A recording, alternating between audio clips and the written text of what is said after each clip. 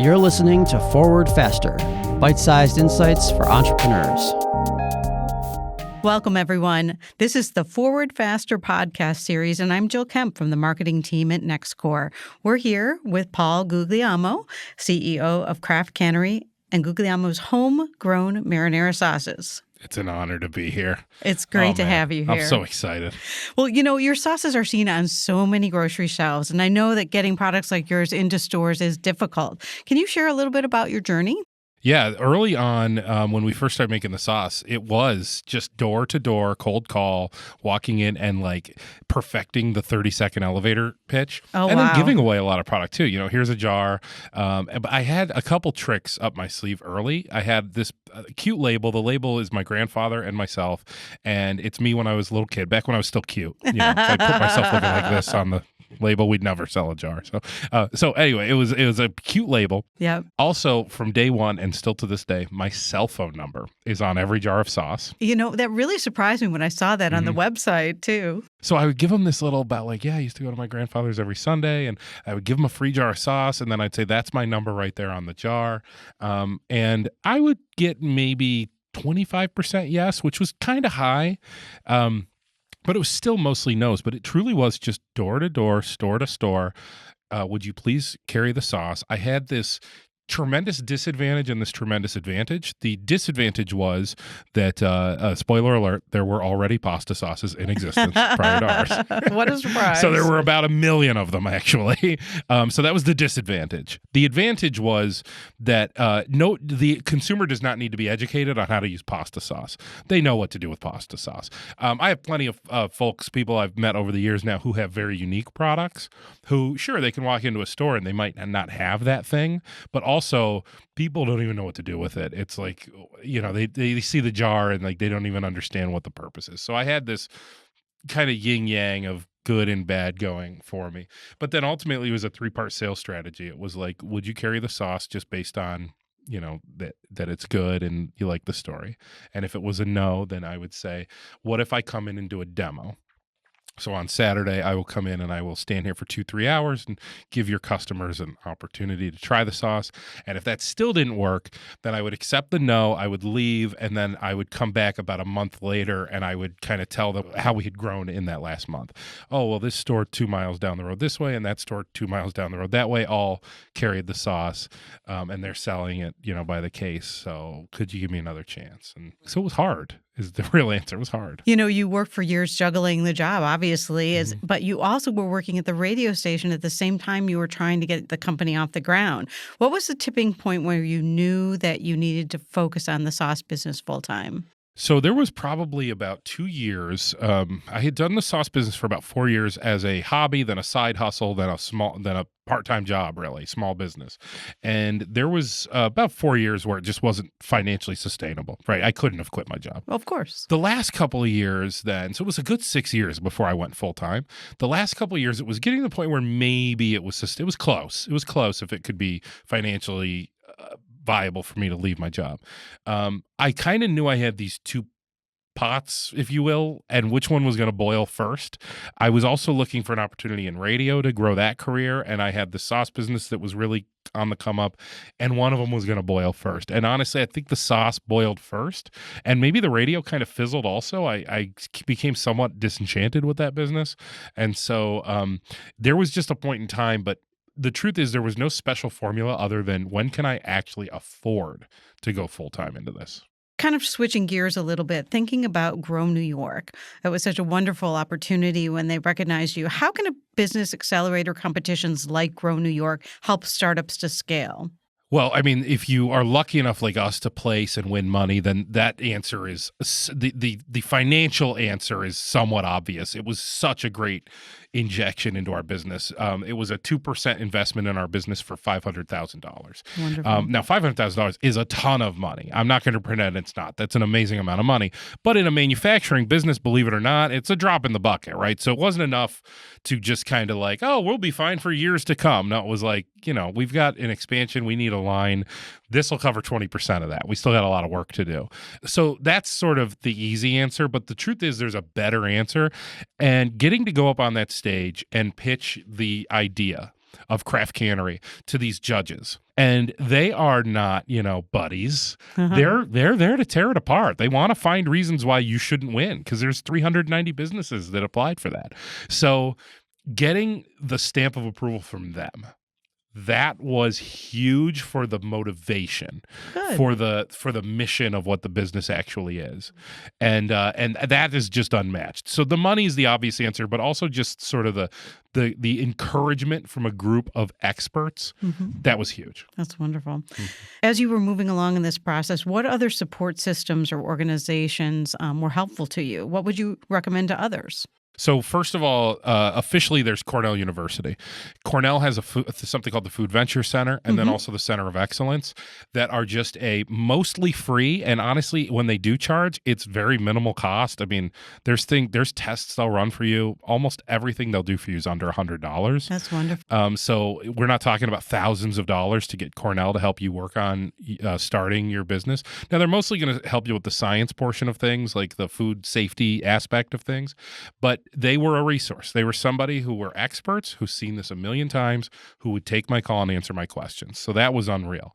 On top of that, I had built myself a little bit of a network, having grown Guglielmo sauce over all those years, of just all the local foodies, all the folks locally who are building food brands.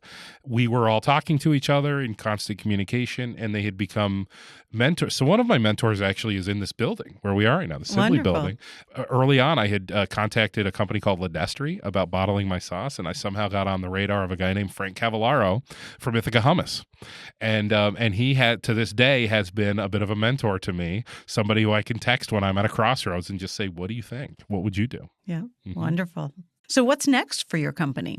So we just did a physical expansion of our building in 2024. We were a 5,000 square foot building. We added 6,300 square feet, so more than double. Wonderful. What's next is we also purchased a new bottling line that will move at about 3 times the speed of our current one. That doesn't arrive until June of 2025, so that's not in yet. That'll be in soon. That's what's next. I did learn the lesson from our first bottling line, not to get ahead of myself, the bottling line needs to get in, and then we need to actually become proficient at using it. The first time we put a bottling line in, I was so naive that I was like, great, they're installing it on Monday. On Tuesday, here's what we're running. No. And that was just, I guess naive is the best word. I think stupid is a little too harsh. Maybe we'll go with naive. This time around, I'm going, okay, it's coming in June.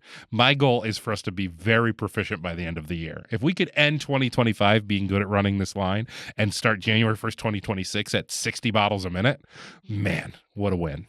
Wonderful. So you've accomplished an enormous amount in this short time, actually. If you think along the path of the last 10 years, what was the hardest challenge that you solved, and what was the easiest thing? So the easiest thing, although she wouldn't say it was the easiest, to her it was the hardest. The easiest thing was support of my wife. And from day one of her saying, go do this back at home, basically, I got this. And we have 2 children now. One of them's 2 months old, so we have a baby. And her just saying, I will stay, I'm home with these kids.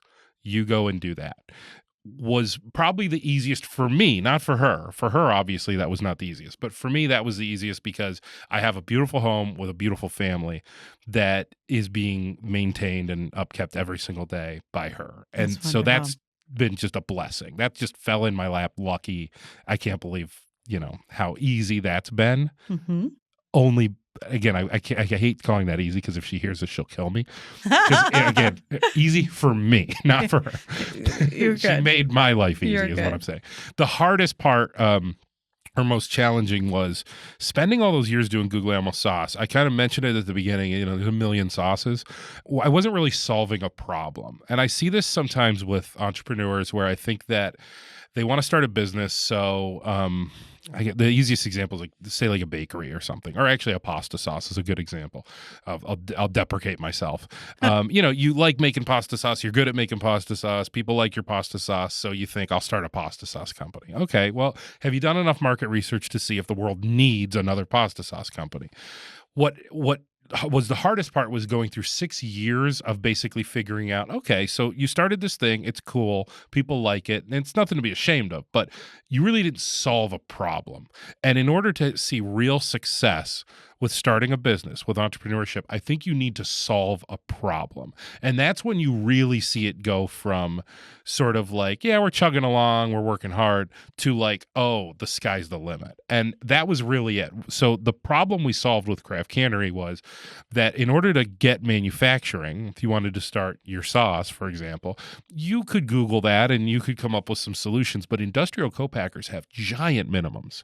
And you are looking at a 5, possibly 6, in some cases, maybe even a 7-figure investment to start your brand, your business in CPG, consumer packaged goods. We wanted to start a small co-packing facility where you could start a business for, say, $2,000, which is, I don't want to say that's not a lot of money. That's still a lot of money, but it's not, it's not 5, 6, 7 figures. I'd be remiss if I didn't mention, sitting in this building right now, the Commissary, had it existed when I first started, could have been a whole different world. It didn't exist when I first started. And for anyone who doesn't know, the Commissary is this great concept here in the Sibley building where you can sign up, and for this super low rate, I think it's like $22 an hour, you can actually run your food business out of the Commissary, because one of the big struggles for folks is that they just can't afford to build that commercial kitchen or that commercial food processing facility. So they have all the equipment here. And for like, yeah, $22 an hour, you have an approved commercial kitchen where you can run your catering business or your bottling business for that matter. Commissary is kind of like even before that. I would say we're even like the next step after the Commissary, but it's an excellent bridge. If you go to the Commissary and you start, but then you actually create a business big enough to where you can't personally keep up anymore, that's where we step in. And it used to be that there was no bridge there. I think solving that problem was hard. It took 6 years to solve. Well, you've done a great job with it, that's for sure. So if you had to think about advice that you would offer to other entrepreneurs looking to scale their businesses, what would you say? Oh man, it is like just a grind, and never get too high, never get too low. It is an emotional roller coaster of success and failure, back to back, sometimes in the same hour. Oh, no. So I would just say that when you experience failure, don't give up. And when something goes well, also like calm down. All right. Like it was, you need to repeat that now. Yes. Don't let it get you too high or too low, because it will do that to you. It will just give you the most extreme highs and lows trying to start a business. It's really encouraging and discouraging all at the same time. But then also this thing that took me 6 years, it was just, really challenge yourself on, am I solving a problem, or am I just doing something I like doing? If you're just doing something you like doing, you might be in the hobby slash side hustle category. But if you really want a sustainable business, challenge that. Am I really solving a problem here? So if you had to think about your business, what problem do you solve? Well, I would say it's the access to manufacturing. It's just that you want to start a brand, you're looking at that big investment. And we made it so that wasn't a problem anymore. The barrier of entry to enter, to start a brand, to start your sauce brand, is minuscule with us. No minimums is unheard of in co-packing, in manufacturing. In fact, when we were at Grow New York, just to bring it full circle, one of the judging criteria was innovation. And I thought we were screwed. I was like, well, we're not innovative. What are we doing? We're just making sauce. There's nothing innovative about what we're doing. And I got up there on that stage and I said that we were a no minimum co-packer. And then later, when I found out the scoring, I found out we scored off the charts for innovation. And I said, how? And they said, you said no minimums. We've never heard that before from a co-packer. And so I go out and for a couple of years now, I tell everyone, I go, well, here's our innovation. Truth is, it didn't even occur to me that was an innovation until they told me it was. So I know this is a fact. You have several different sauces that are wonderful that are out on the market. I've enjoyed several of them myself. Which one is your absolute favorite? I love this question because it's so boring, but you know what? So what? It's my favorite. The original first one, the marinara, because that's my grandpa's recipe. That's the sauce. That's the Sunday sauce from me going to my grandpa's house on Sundays when I was a kid. That's the exact recipe, and I love that sauce to this day. And I keep jars of stuff at home, and I make sauce every Sunday. And 90% of the time I make it from scratch. But every once in a while, we're busy. We got, especially now, I got a 6-year-old, so I got birthday parties every Sunday now. Sometimes if there's a birthday party, I get home, I'll pop open a jar, and I'm like, yes.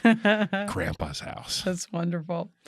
Well, I have to thank you again so much for coming today and being a part of our podcast. It was my pleasure. It is an honor to be here. Thank you for having me. You are very welcome. Thank you for joining us on the Forward Faster podcast. If you're interested in finding out more about our entrepreneurs, you can find it on YouTube, Spotify, and iTunes, or go to nextcore.org/podcast. Thank you very much.